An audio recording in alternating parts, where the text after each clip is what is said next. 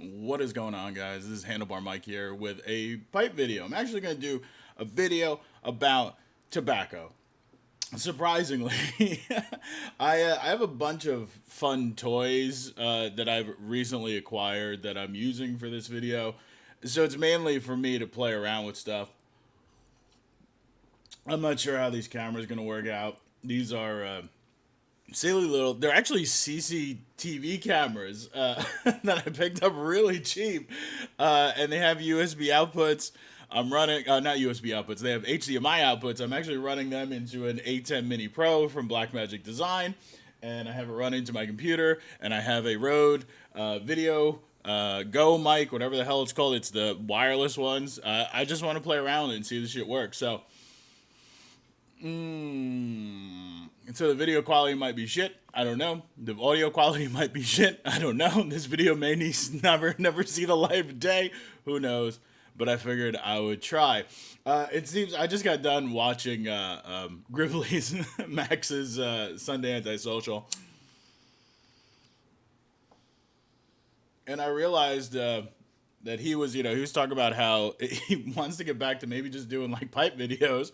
And I realized that last week my video, like came back and made a video, and it really was not pipe related whatsoever either. So I thought maybe I'd fucking do a video that's pipe related.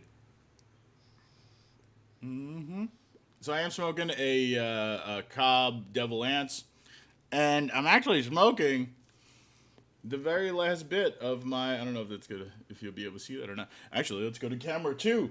All right, so camera 2. Let's see if we can see that here. There we go. So this is the very last bit of my Frog Morton on the Bayou that I had in this jar. It's empty, sad to say. I do have an unopened tin of Frog Morton on the Town that I haven't opened, and I may open. I really like the Frog Morton series. I do have some cellar, I believe, still. I have the little wood, the bourbon barrel stave chunks from a bunch of those cans. It was one of my favorite blends, so I think I still have cellar somewhere. But I like the Bayou. It does have the Perique in it, I believe. That's the big thing with this, right? Smooth and dark and calming, like the waters of the bayou, a relaxing, bulking blend. But it does have Perique in it, yeah. So that is that's what I'm smoking. And it's a little sad that's my last bit of it. I don't think I have any more tins of that. I probably should have. Probably should have bought more fucking tins of that. So again, I'm just checking, making sure shit's working and stuff. But today, I'm gonna be doing a video on this stuff right here. I was a huge fan of this. This is Samuel Gawith Black XX, by the way. That's the jar that it's been living in. And this is a large quantity of it that I bought at one point in time. I do have a whole another jar of a big snake like this as well. But it was one of my favorite tobaccos when I was smoking heavily. And again, at this point, I'm not. It's also, I think, one of my more popular older videos is about Twist, about the black and the brown. And I thought I'd do a quick little video on how to prepare this to actually smoke it. Now, I do have some. I didn't realize that I already have some cut up in the bottom of this jar. So maybe I should have smoked that instead. I didn't realize that until I pulled that out. The big thing, and the reason why I'm saying, well, it's like, let's take it out and I'll show you how to prepare it, but I can't really smoke it right away typically because the problem with Black XX, the problem with Twist in general, the brown's a little bit less, if I remember correctly, but the black stuff especially is super oily and super moist, so you gotta really kind of let it sit out for a bit to make it palatable as far as smokable goes. Otherwise, you're sitting there doing a bunch of relights, which is not a big deal. But this stuff in the jar, it's still wet, super wet, yeah. So maybe we'll dump that out into a little dish, let that kind of do its thing. Well, we talk about preparing it. I got my knife, of course, which is, safety second. It's the way I live around here. So, so let's get in and let's kind of jump in and see what we can do about this. So, I'm a big fan of this tobacco. Like I said, it is a tobacco that I used to smoke quite regularly, even with breakfast. And I do have a cup of, it's Sunday morning. Like I said, I just got done watching Gribley's Sunday Antisocial, which has become part of my lovely Sunday routine. I do have some black coffee here. This coffee just happens to be, this is Death Wish coffee. So it's a very high octane coffee as well. I was really surprised. Speaking of Death Wish coffee, I only bought it because it was on sale. I've wanted to try it for a long time, but it's rather expensive. And I do like to buy expensive things, but sometimes I'm just a cheap asshole. And I usually get the Pete's Coffee Major Dickinson's blend, which is less expensive.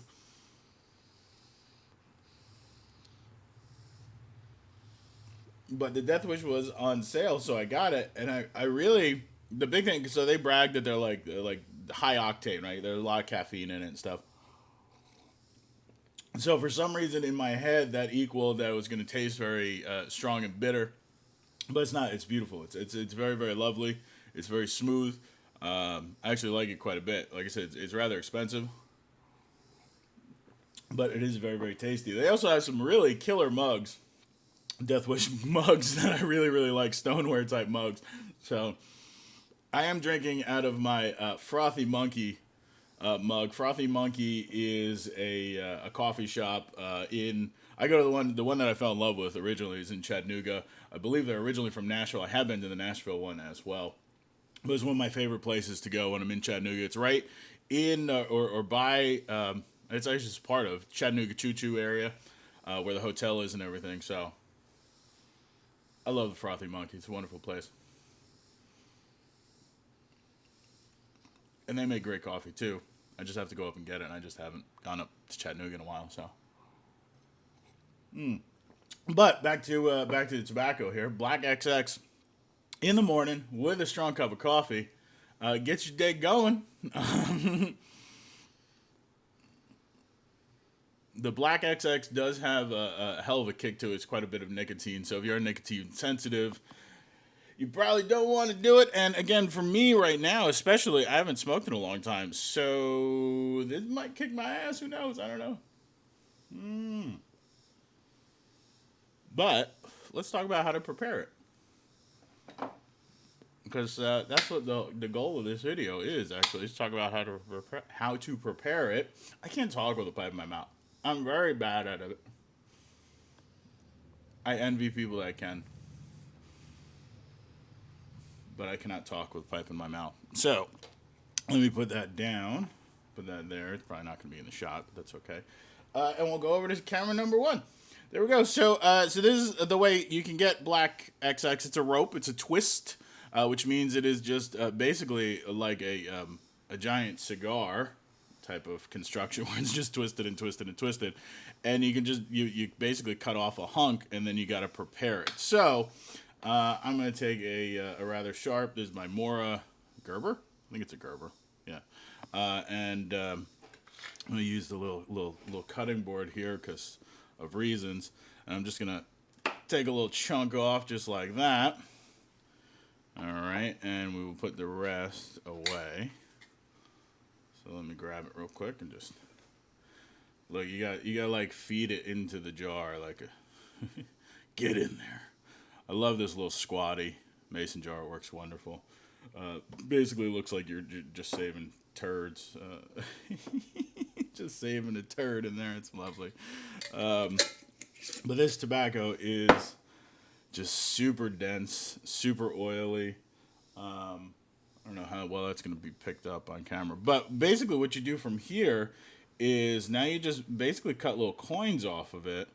And then you can decide what you want to do from there. So you need a sharp knife for this. It is a rather dense tobacco on the inside. It's packed very, very tight. So it's not like a cigar where you can like just light an end of it and smoke it. You're not going to get any draw through it whatsoever. You're not going to get any any airflow through it because it's just so dense. And I don't think it's not built the same way. Twists are not built the same way as a cigar is, as far as allowing for air and stuff. Again, they're much more densely packed, and then they have the wrapper on the outside just to bind it all together and let it age and so forth and so on. So, but you can see I got a little nug right there. Go back to camera number one. And then, like I said, just take a sharp knife, and we can just start slicing. I should have put the camera on the other side. I'm right-handed, but it is what it is. So we'll do it this way. And you can just slice off little pieces of it, little coins of it, just like so. Just cut right through it. Again, sharp knife is a huge help to you here. All right, so you cut off these little things here, and you can make them as thick as you want or as thin as you want. And I have seen people like just straight up stack these into their bowl, like just drop them in. I have never ever found success doing that whatsoever, whether it is twist or any other type of coin tobacco. I'm trying to think. Maybe Cabby's mixture I have found some success with that. Where there's Cabby's like a broken. It's already broken though, so you're not like dealing with full coins in a lot of cases. You're dealing with a lot of broken pieces, which kind of work as it is. But from here, now you have the coins set up. You can rub them out. Like I said, some people just load them in and kind of stack them. I never found success with that. It never stays lit. The big thing to remember with tobacco is as you heat it, it expands, right? So if you have a little dense coin like that in your pipe, and you apply heat to it and it expands out, you can lose airflow. And airflow is a rather important trait to making your pipe smokable. So there's that. If you do hear some background noise, my neighbor's working on one of his cars. We're like a little Volkswagen cul-de-sac here. My neighbor has 3 Volkswagens. He has a Beetle, a Type 3 fastback, which I almost bought, but he beat me to the person that was selling it. And then he also has a Carmen Ghia. And then he also has a bus, so he's 4. He's trying to get a full set. And then I have a Volkswagen Beetle as well. So, but I believe he just got the Type 3 back from paint and primer, so he's getting some body work done to it. So he's working on that, I believe, today.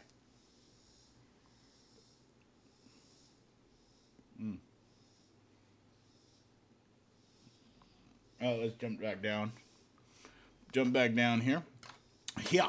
So this is like I said. Once you have your coins, you can rub it out. So this has already been rubbed out.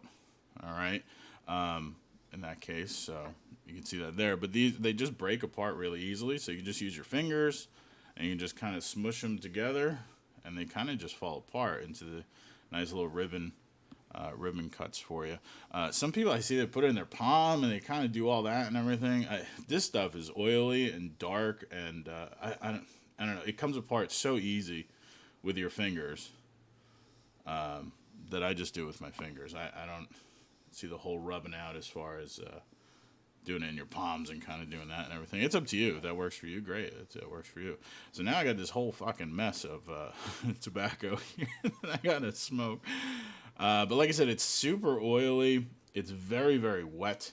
So literally, what I used to do in the past was I'd prepare it, put it in my little dish here, and I would prepare it the night before, actually, and let it sit in the garage. So it's not air conditioned or anything in the garage. So during the summer, it's humid as fuck in Georgia where I live. So I would actually prepare it the night before if I was going to smoke it the next day, and just leave it in the dish. And the next morning, I'd come out in the garage where I smoke, and it would be a pretty decent consistency.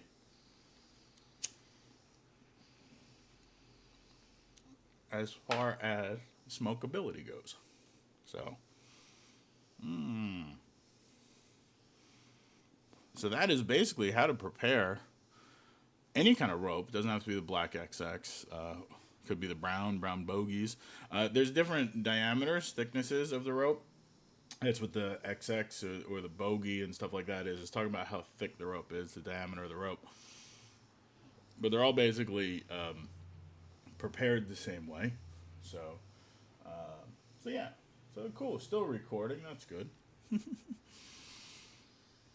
So hopefully you got something out of this. Who knows? Like I said, it all might suck. The video, the audio, my quality sucks. Who knows? I don't know. We'll see how it goes. If you guys are seeing this, maybe it didn't. I'm gonna put it up. I think no matter what, I'll just mark it as a fail if it doesn't work. So I'm using, like I said, I picked up these really, really inexpensive CCTV cameras, stationary cameras, for around $100 a piece.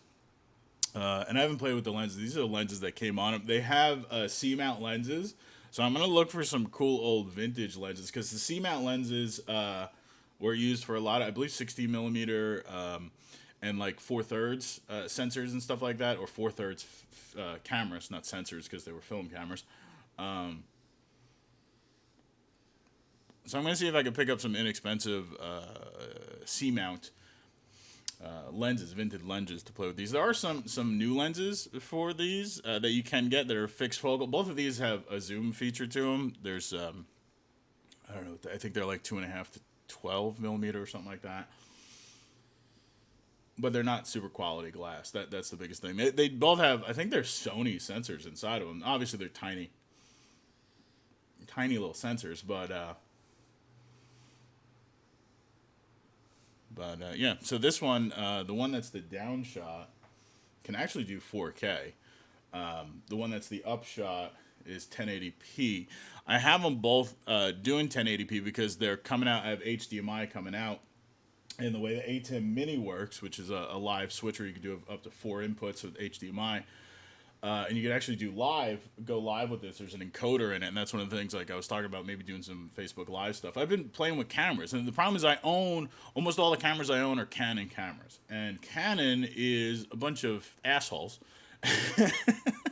because they don't provide you or allow you to do clean HDMI output. So if I hooked up one of my Canon cameras, whether it's the mirrorless or the DSLR that I have or whatever, the HDMI, it's going to have all the stupid icons on it. Now, the DSLR that I have, I do have a Magic Lantern put on it, so it can get clean output on that, but it's an older DSLR, so the HDMI output, I think, is only 720, so that's shitty. But the ATEM Mini only does 1080p. It can't do the 4K, which is fine.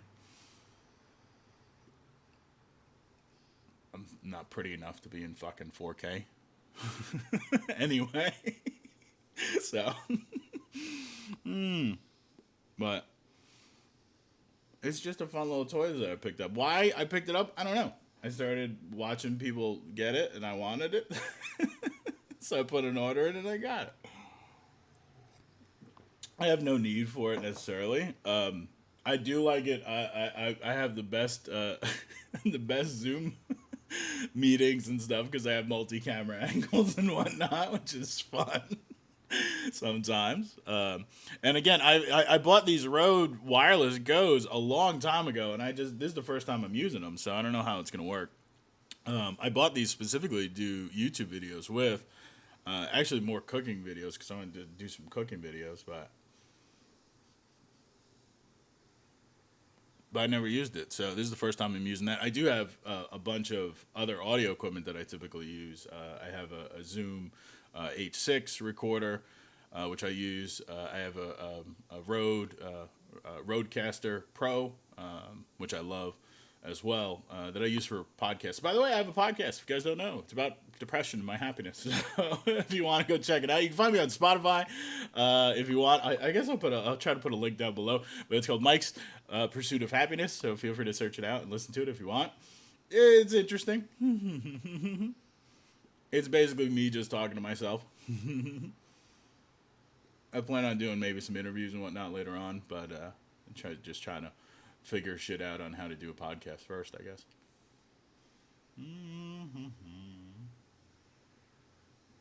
Man, it's such a shame that Morton, Frog Morton, I don't know if we can find it anymore, if somebody's going to pick it up. Because it's so lovely. I love the whole Frog Morton series was lovely. So, that's a shame that's gone. Oh well, guys, I've rambled on enough. I think I've played around enough with this stuff. Let's see if the computer actually recorded any of that shit through. I'm actually using OBS to record, so I could record directly from the A10 Mini if I did put a drive to it. I decided not to do that. I decided to use OBS on the computer because I know how to use OBS, so we'll see how that works. So yeah, so I'm going to play around with that. Hopefully you guys enjoyed this. Like I said, this is how you prepare some black XX. Look at all this lovely pile of tobacco here. This should be ready to smoke in a couple days, is what it seems like, because it's so wet and moist. And I might make a video the first time I smoke it again, because you guys might be able to witness some nicotine poisoning live, which may or may not be interesting to you. Who knows? So, all right, guys, with that, don't forget, pack a bowl, light it up, burn it down, relax, enjoy. I'll see you guys online next time. Have a great rest of your day.